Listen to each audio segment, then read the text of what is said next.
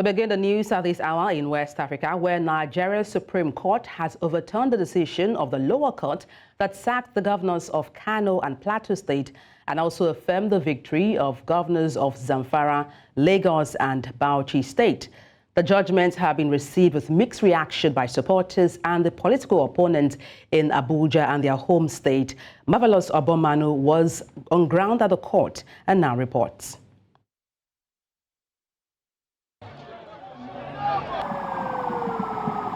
The atmosphere within and outside the Supreme Court in Abuja, Nigeria's capital, was tense as supporters thronged to the venue. Also visible was a heavy security presence in an effort to forestall the breakdown of law and order. While security agencies were actively monitoring the situation within and outside the courts, party faithful waited anxiously in anticipation of a favorable outcome. As the decision of the Apex Court began to trickle in, the court overturned the earlier judgments of the lower court, which sacked the Kano State Governor, Abba Yusuf, and his Plateau State counterpart, Caleb Mutfwang. Also, Governor Dauda Lawal of Zamfara State, Babajide Sanwo-Olu of Lagos State, and Bala Muhammad of Bauchi State all had the last laugh as the Apex Court affirmed their victories at the polls. By the verdict of the court today, we believe that democracy is back on track in Nigeria. We believe that justice and fairness will continue to prevail in our courts, especially the Apex Court. It's actually what I was expecting, so I believe the judiciary are doing very well, and Zamfara people are happy, and we're grateful. We'll now go back, settle down, and do the needful in terms of governance. I want to thank their lordships who have today restored confidence in the judiciary. Their lordships have demonstrated courage, and they have raised the hope of the ordinary man in Nigeria that justice is still available in Nigeria. While the judgments of the Kano, Zamfara and Plateau states were profound, it noted that they will go a long way to easing the insecurity concerns in their states. Clearly visible among the party supporters at the venue were displays of joy and excitement as many of the supporters on ground shared money amongst one another, expressing their delight.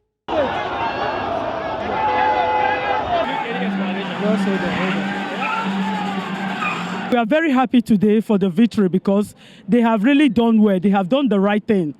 Nigeria are proud of them today with what they have declared. We, the citizens, also has our own problem. You understand? The problem is this. When it favors us, we give them the credit. When it doesn't favor, you go against them. Yes. I hope you understand, which is not normal for us. They are human beings as well.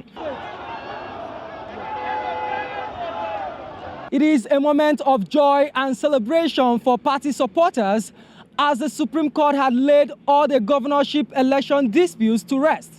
It is expected that the governors who have been affirmed by the Supreme Court can now go to work and deliver governance to its people, as contained in their campaign promises. In Abuja for News Central, Marvelous Obomanu. Lagosians have begun to react to the Supreme Court's affirmation of Governor Babajide Sanwo-Olu's victory in Lagos State's 2023 gubernatorial election.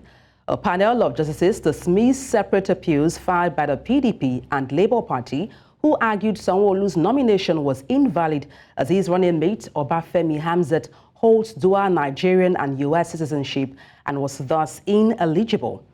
The court unanimously upheld the governor's election. Niyi Omoniyi has details. The core issue in the case of the Labour Party candidate in the Lagos State gubernatorial election, Adebola Road's rival, centered around the qualification of Governor Babajide Sanwo-Olu's running mate. He claimed that the Deputy Governor, Obafemi Hamzat, had renounced his Nigerian citizenship. The court added that the renunciation of citizenship of a citizen by birth must be registered by the President of Nigeria, noting that the appellant did not provide evidence of such registration. Abdulaziz Adediran, popularly known as Jandor, of the PDP in turn argued that the name submitted to the Independent National Electoral Commission for Sanwo-Olu differed from that on his West African Examination Council certificate. The Supreme Court described this argument as academic while dismissing the appeal. The dismissal of the appeals from the Labour Party and PDP means that Sanwo-Olu is the duly elected governor of Lagos State. It's really just to thank all of our citizens in Lagos for their support, irrespective of what party affiliation you are, and to call everyone, all Lagosians, to join us once again on our Greater Lagos journey.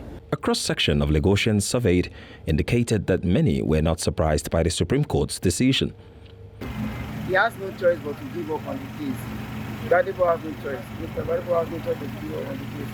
So let's leave Sanwo-Olu. As a matter of fact, Sanwo-Olu is a good governor and he's trying doing his own bit. And everybody see the way he's doing Lagos, everybody is coolly and very okay.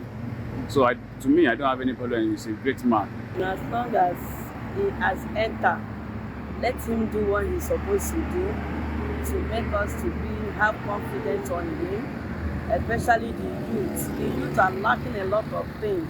The youth are lacking job. Sanwo-Olu previously prevailed at both the Lagos State Governorship Election Petitions Tribunal and the Court of Appeal, with both courts dismissing the cases brought against him to overturn his victory. In Lagos for News Central, Niyi Omoniyi.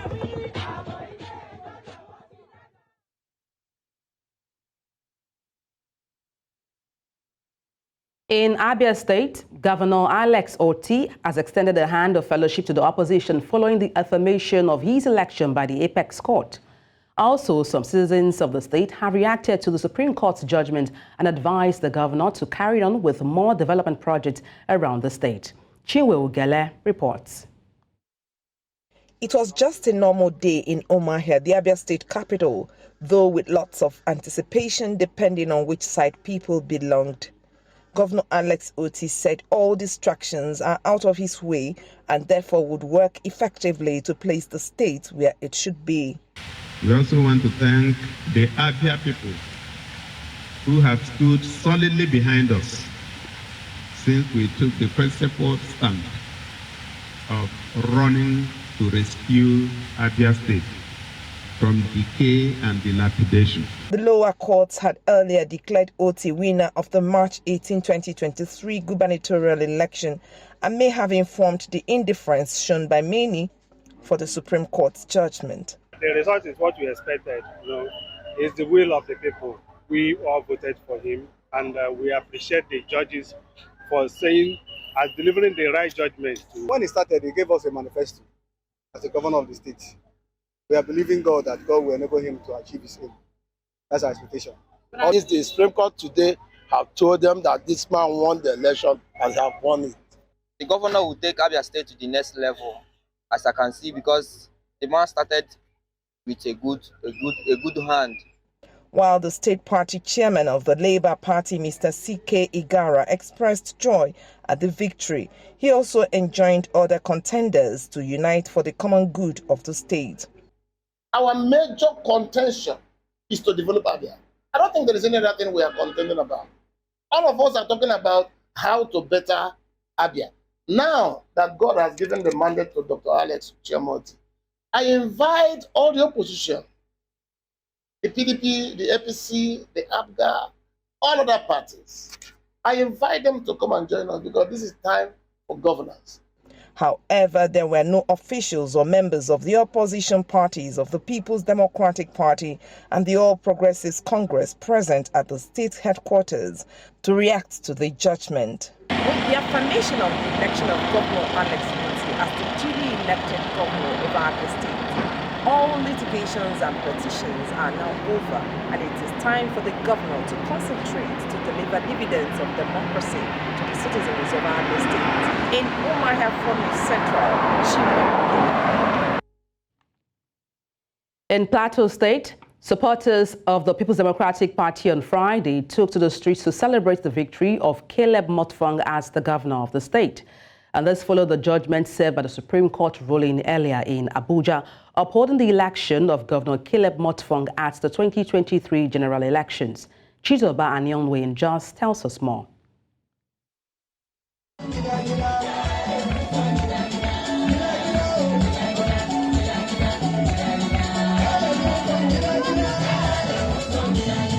It was a day of jubilation within and around the Jos-Bukuru metropolis for supporters of the ruling party after Governor Caleb Mutfwang of the PDP was affirmed duly elected winner of the 2023 Guber election in the state.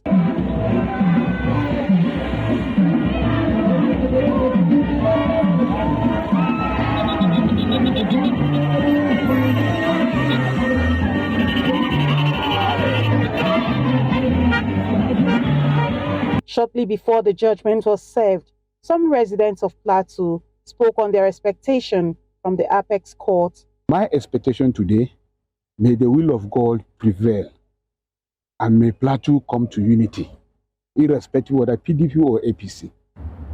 My prayer is that the Supreme Court will be able to sit and deliver a judgment that is favorable to the Plateau people.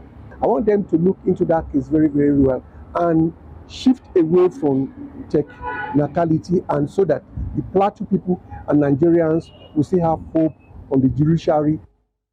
It's good to have an open mind as a citizen and as a resident of Plateau State. Whoever the judgment favors, we go by it. Now that the tussle for the governorship seat is over, all eyes will be on the governor and his performance in office.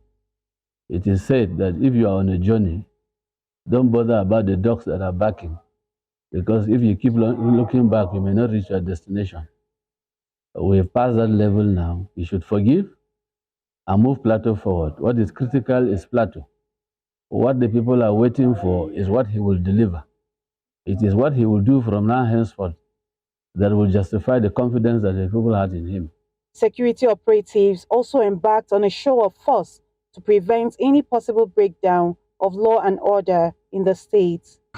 Now, with the Supreme Court judgment over and done with, it is expected that everyone on the plateau will join hands together to move the state forward, irrespective of party affiliations or socio-cultural differences.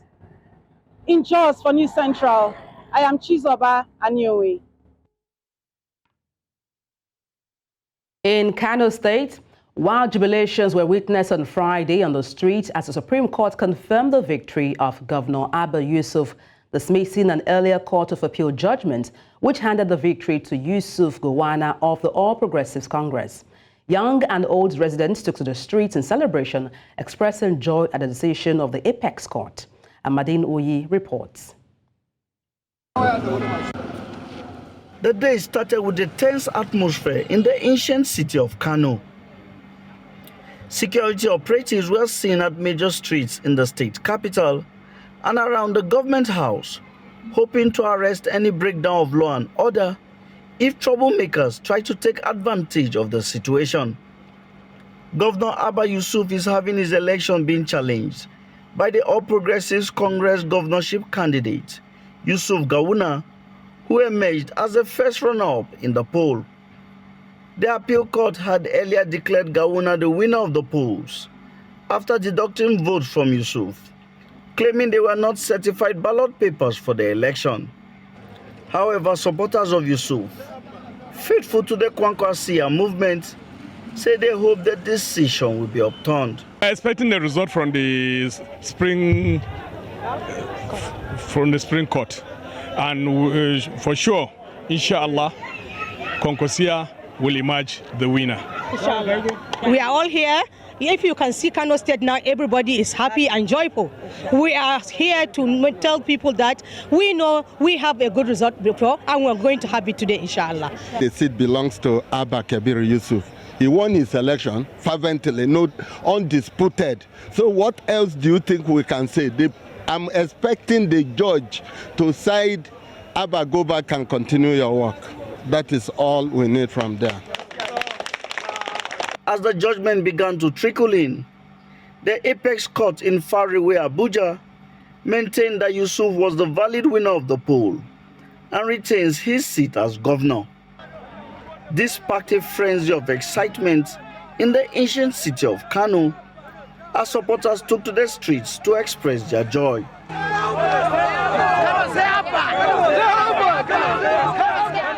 The young and old, supporters of Yusuf, came out in their numbers to show their support for the governor, a clear indication that indeed his victory was not alone for his party, but also for democracy.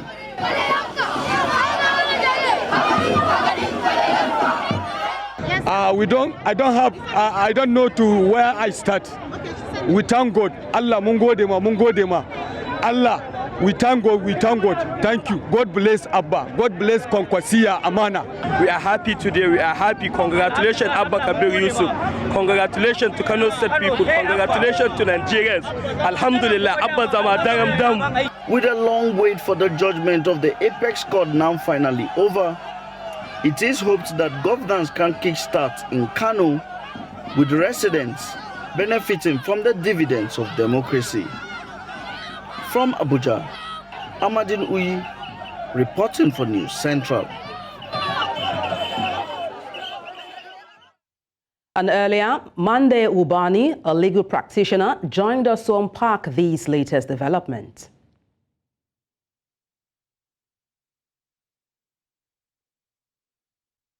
And now moving on to another story. Away from election disputes, President Bola Tinubu has suspended all administered social investment programs by the National Social Investment Program Agency. Announcing the suspension on Friday, the Director Information Secretary to the Government of the Federation, Segun Imohisen, said the decision was in view of the ongoing investigation of alleged impropriety in the management of the agency and its programs.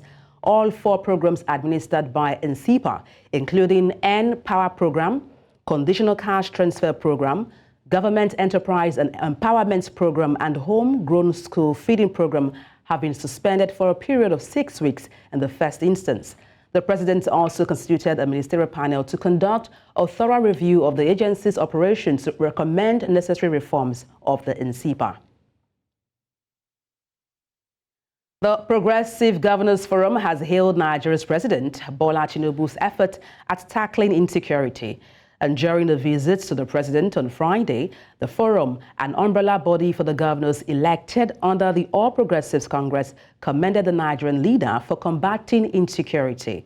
Chairman of the Forum and Imo State Governor Hope Uzodinma told the press after the meeting in Aso Rock that the governors lauded the President for his efforts in tackling insecurity. He adds that insecurity will become a thing of the past in the country. To encourage him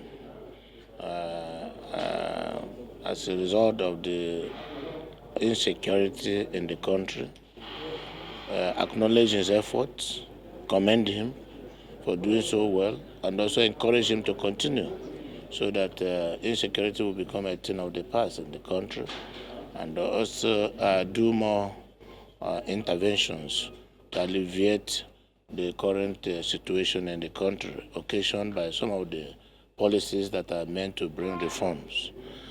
We are happy and we have acknowledged that his economic policies are working despite the initial challenges, and with time we shall overcome those challenges when we begin to reap the real dividends of all these reforms. And the governors are happy.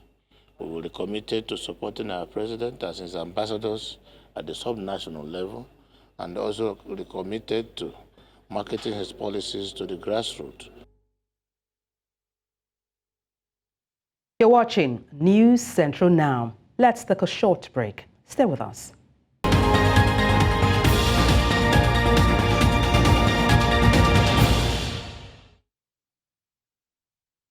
Thank you for staying tuned. In the meantime, President Bola Tinubu has approved the sum of 683.4 billion naira as the 2024 intervention funds for public tertiary education institutions in the country. Executive Secretary of Tertiary Education Trust Fund, Sonny Echono, made this known on Friday during the agency's strategic planning meeting with heads of beneficiary institutions in Abuja.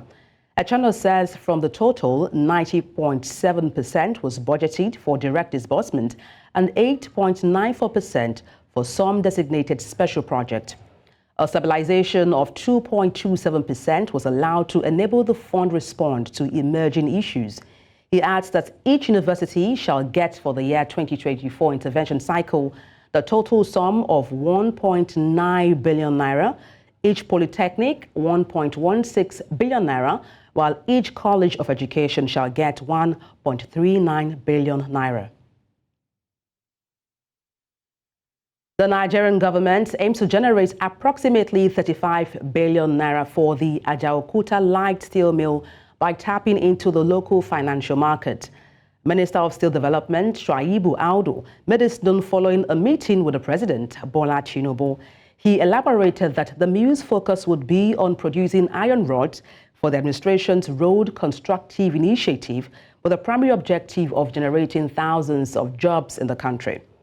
Audu says discussions were actively on the way with local financiers, and the finalization of the arrangement is expected within the next few weeks to ensure a swift commencement of the project. The minister also highlighted the joint meeting with the President and the Minister of Defense, Muhammad Badaru, regarding the Ajaokuta steel plant. He specified that this discussion focused on the establishment of military hardware, with a Chinese firm demonstrating a robust commitment to the project. And to talk about this, I'm being joined live on the news by Opeoluwa Taiwo, Financial Analyst and Executive Director, Africa Bridge Initiative. Good morning, glad to have you join me. Yeah, good morning. Thank you for having me this morning.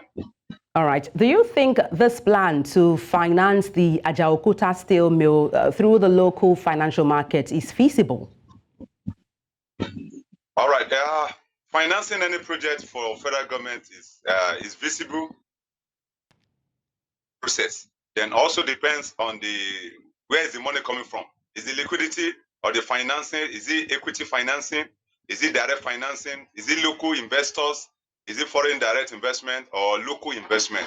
Yeah. But based on what we're having for the Ajaokuta steel, which has been a dead business for more than 2 or 3 decades in the past, reviving a dead business in Nigeria can be very technical. But based on the fact that the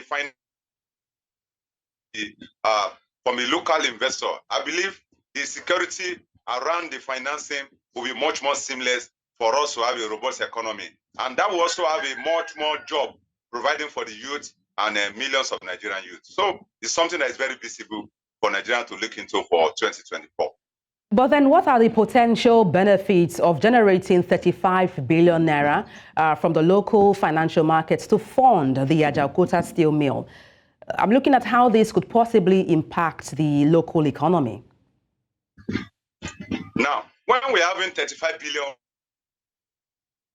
it's something exciting. It's a positive economic outlook. That means we are looking inward, and that's part of what we have been speaking in the last 1 year, that we need to look inward into our economic growth and economic development. When you're bringing 35 billion, don't forget, it's not only one investor that is bringing such money. It might be 2 or 3 investors coming together to finance such a project. So when such financing is coming locally, 2 things you must look at. Number one, what are the security tied around the financing? Number 2, what is the equity the government is bringing on board? Now, 2 things are involved here. Number 1, the government is saying that the local investors are safe because they're going to be off-takers of to an average man.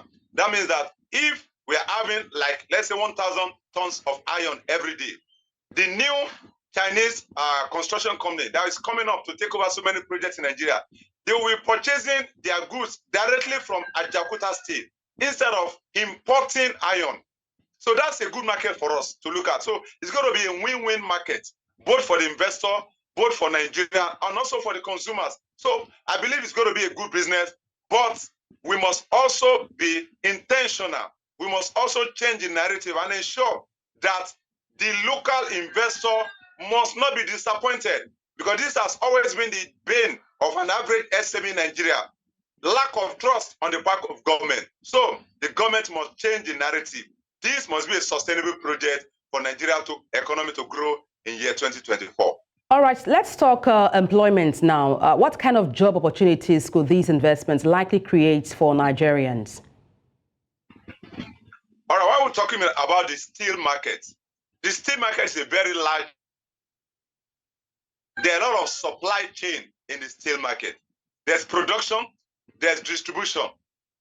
So there's going to be direct employment, and there's going to be a lot of indirect employment. When we are talking about production, about the electrical aspect, we're going to be talking about the mechanical aspect. We're going to be talking about the architectural aspect. We're going to be talking about the structural aspect. So these are chains of employment for an average young men and women in Nigeria. So the employment is going to be more of direct employment.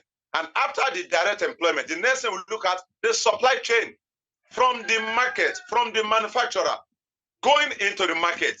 There's going to be a lot of what we call distributors. There's going to be distributors in the north, distributors in the south, distributors in the west, distributors in the east of Nigeria.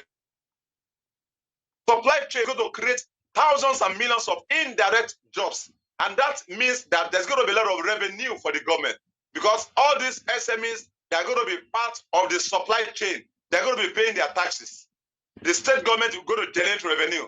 Even the local government will generate revenue, because when we're having off-takers of the market of the iron steel, those off-takers cannot take it directly into their site. So there's going to be a lot of supply chain.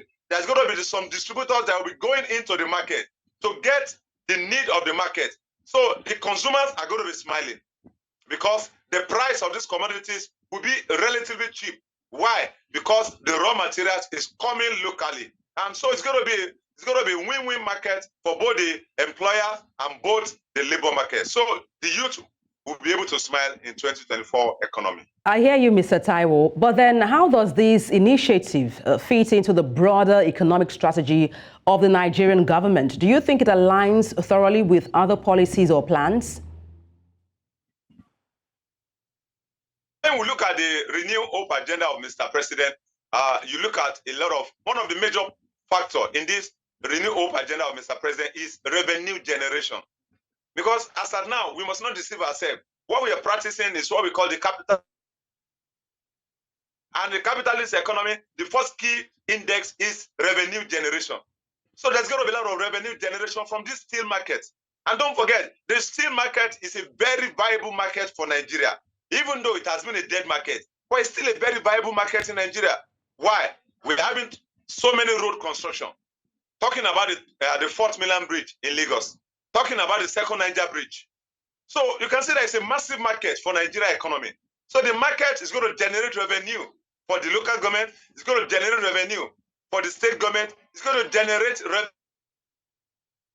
government.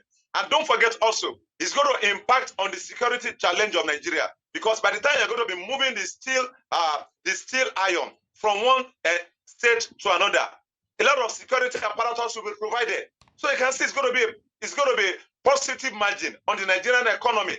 So this particular initiative will attract value. And don't forget also, it will also attract a lot of foreign investors, because this is a new market in court into the Nigerian economy. So foreign investors will be coming in, and that means they're going to be studying us for the next 6 months to be sure that we are actually changing the narratives. So we are looking towards a robust economy coming 2024 for Nigeria. What do you think the role of the private sector is when it comes to development of the Ajaokuta steel mill?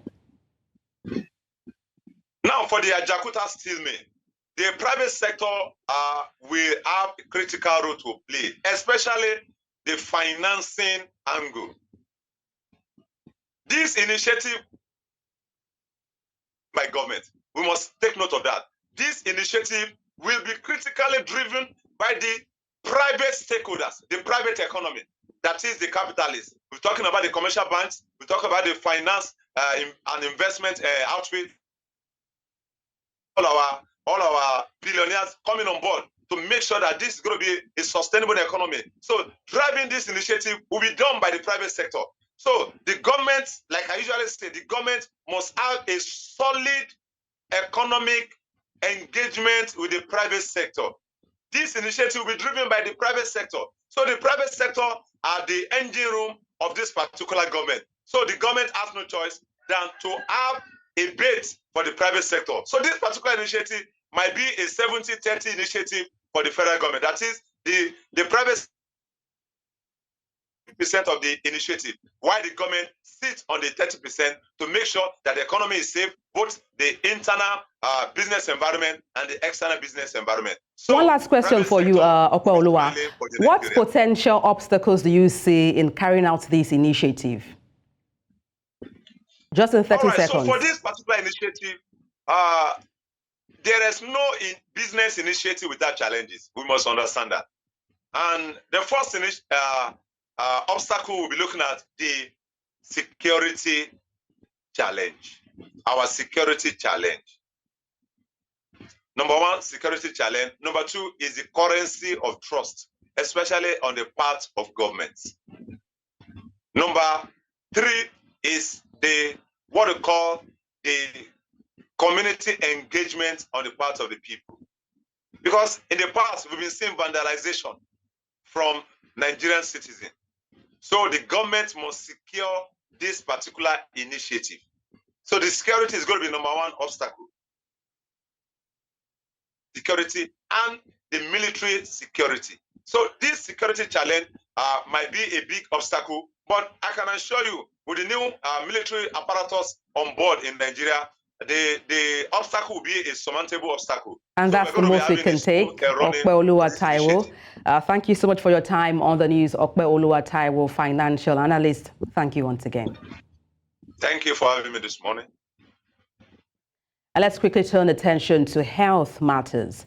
The Nigerian government has alerted citizens to the outbreak of cerebrospinal meningitis. It says the disease claimed 190 lives across the country last year. Meningitis is more prevalent during the dry season, which comes with dust, winds, and cold nights. The government says the warning became imperative as the weather condition brings it with frequent upper respiratory tract infections that increase the risk of infection, especially with crowding and poor ventilation.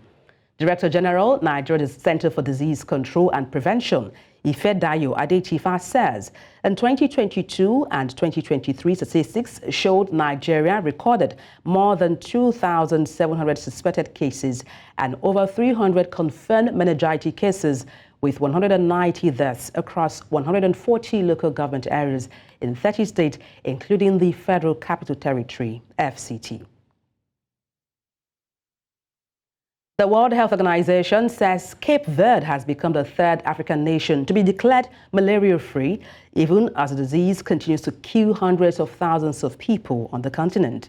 The nation of about 500,000 inhabitants follows Mauritius in 1973 and Algeria in 2019. Worldwide, some 43 countries have been certified as malaria-free by the WHO, which requires showing that the domestic chain of transmission has been broken for at least 3 consecutive years. WHO Director General Tedros Ghebreyesus on Friday commended the government and the people of Cape Verde for their unwavering commitment and resilience in their journey to eliminating malaria. The WHO estimates that malaria killed 608,000 people worldwide and infected 250 million in 2022. Great pleasure to announce that on the advice of the WHO Technical Advisory Group on Malaria Elimination and Certification and the WHO Malaria Policy Advisory Group, I have certified Cape Verde as malaria-free.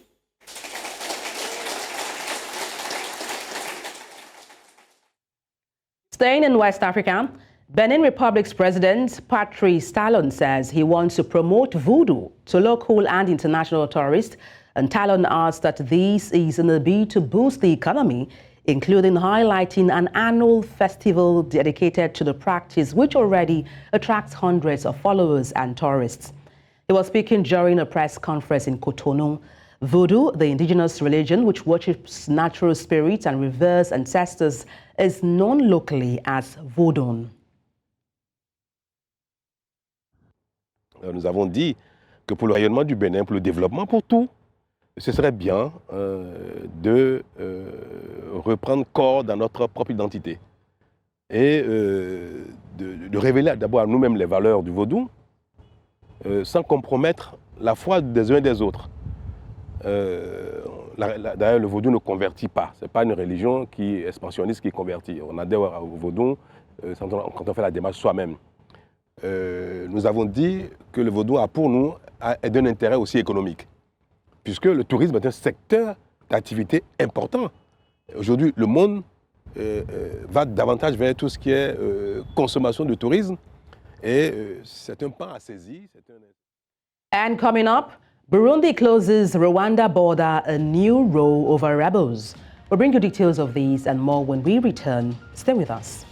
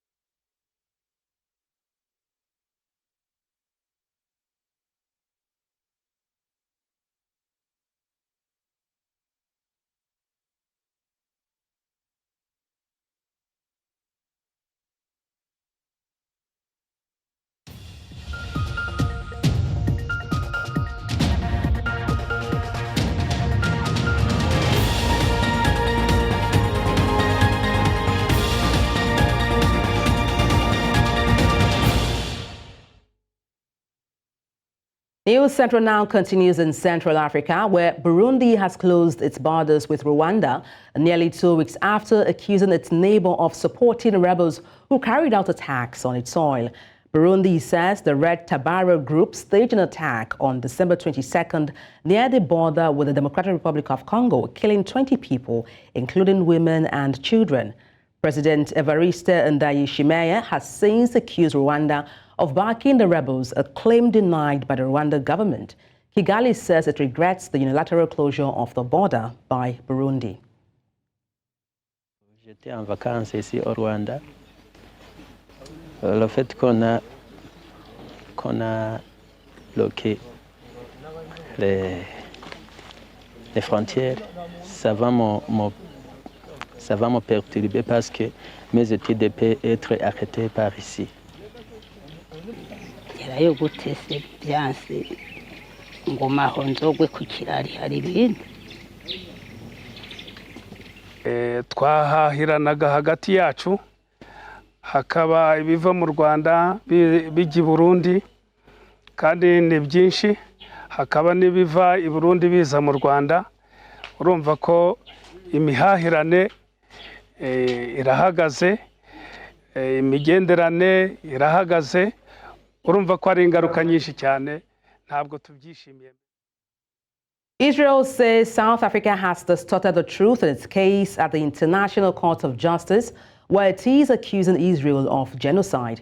Israeli lawyer Tal Becker told the ICJ South Africa had presented a sweeping counterfactual description of the Israel-Palestinian conflict. South Africa says Israel is committing genocide against the Palestinians in its war in Gaza. It also is asking the court to order Israel to halt its military activity. The ICJ is the United Nations highest court. Its rulings are theoretically legally binding on parties to the ICJ, which include Israel and South Africa, but are not enforceable. Israel delivered its defense to the court a day after South Africa presented its case. Earlier, Oriel Fansili, an international relations expert, joined us for further details on these.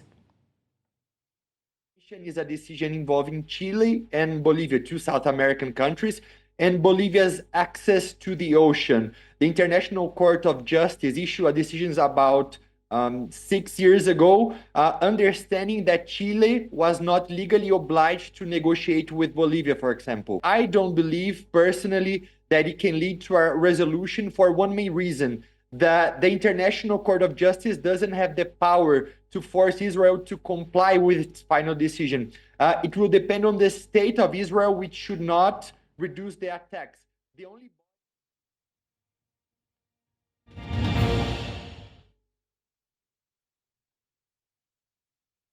Japanese Foreign Minister Kamikawa Yoko and U.S. Secretary of State Antony Blinken say they will cooperate closely ahead of Prime Minister Kishida Fumio's planned visits to the United States in March.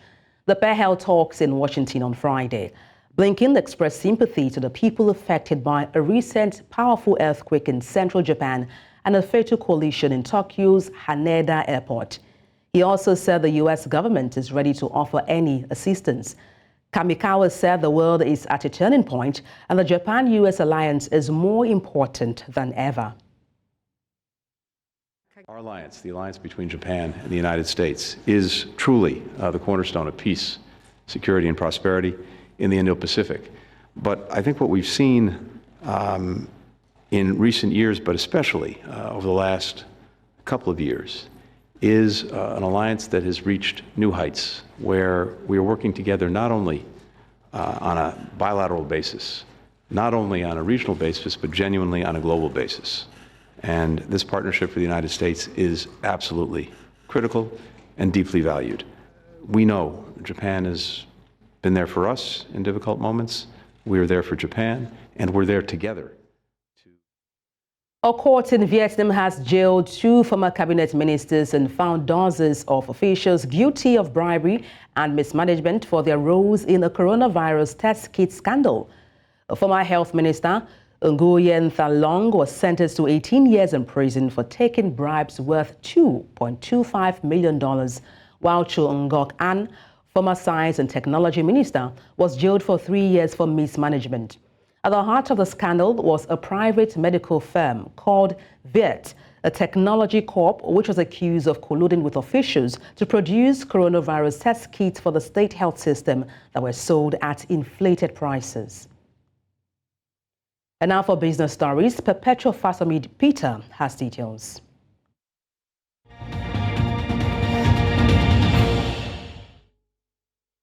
In business, Ghana's official creditors have agreed to restructure debts that were extended to the country up until December 2022, two sources told Reuters, with Accra closing in on a key step required to advance its restructuring.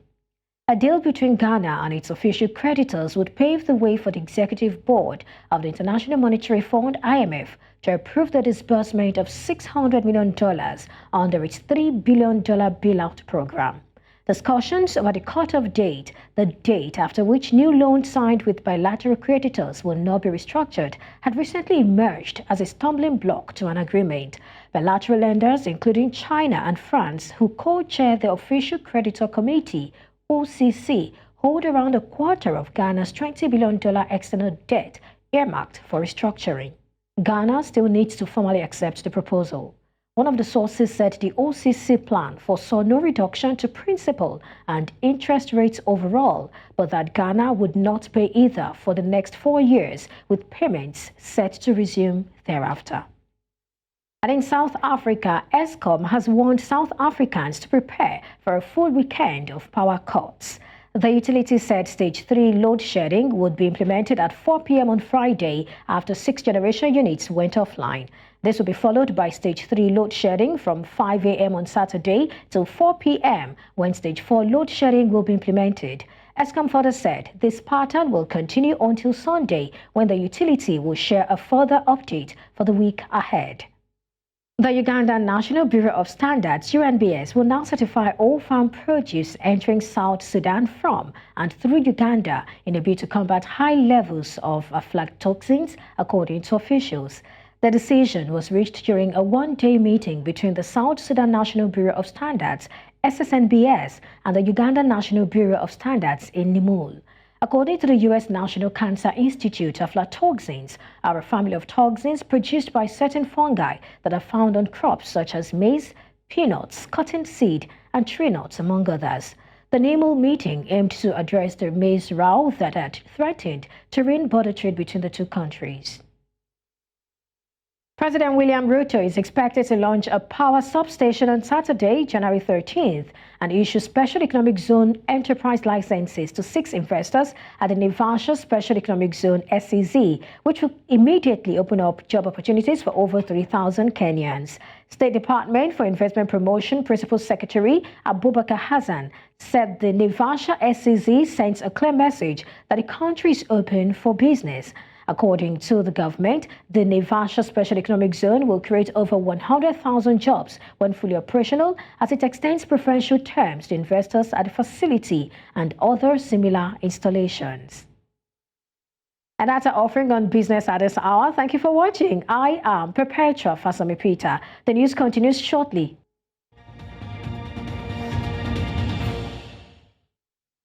And that's all on the news at this hour. But before we go, let's take a look again at some of the major stories. Progressive Governors Forum have praised the President Bola Tinubu's efforts at tackling insecurity during a visit to the State House. The state governors woo political opponents after Supreme Court affirmation as supporters rejoice. And finally, we told you that Burundi closes border with Rwanda in fresh row over rebels. Send your eyewitness report to the WhatsApp number on the screen and follow us on social media. We are at News Central TV.